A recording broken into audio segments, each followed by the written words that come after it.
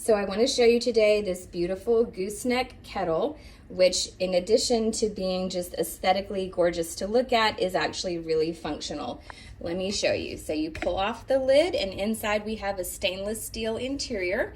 And so you simply clean that with warm soapy water. I don't even do it that frequently because there's nothing really in here that's getting it gross or nasty. So just every few days I'll rinse it out with some soapy water.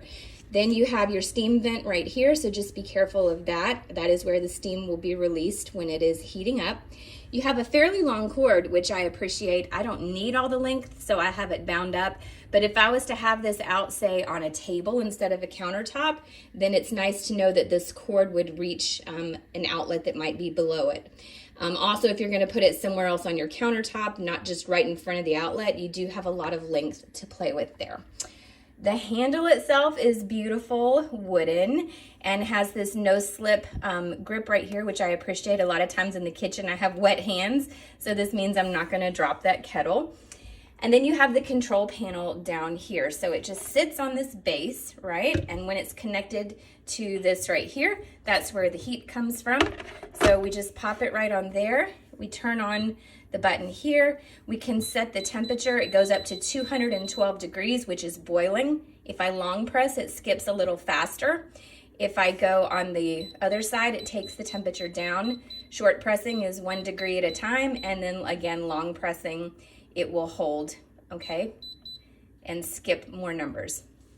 So when you press it a second time, you'll see this little red flame. I don't know if I can show you that on there.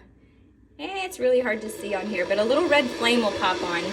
And now you can hear the kettle working, so it's bringing it up to temperature, and it will show you the desired temperature and the current temperature right here.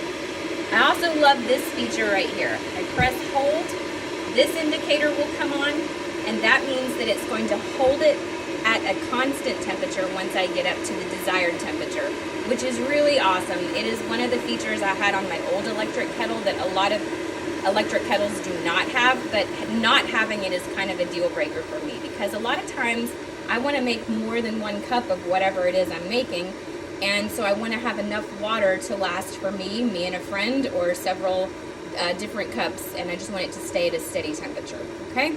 And then to turn it off, well, let me see if it'll get up to temperature and let you hear, because it does have an alarm indicator that lets you know when your water is up to temperature, which is a nice feature because you're not always standing. And there it is. It's just a little triple beep that it does. And then if you wanted to take it up higher, you could simply press that and it will start heating it again to get it up to the new temperature that you've indicated. And then to turn it off, you just long hold this for 3 seconds and the whole thing shuts off. So there you have it. This is great for all your warm beverages. So hot coffees, teas, hot chocolates, anything that you, just even warm water. We've used this to heat up water to make our instant oatmeal and that sort of thing, because it will bring it all the way up to boiling. Or if a recipe calls for boiling water and I don't want to, put a kettle on the stove, this is what I use. So you'll find a lot of uses for this. It gets used multiple times a day in our kitchen. And again, the functionality plus just the incredibly beautiful looks of it, it's been a great kitchen addition.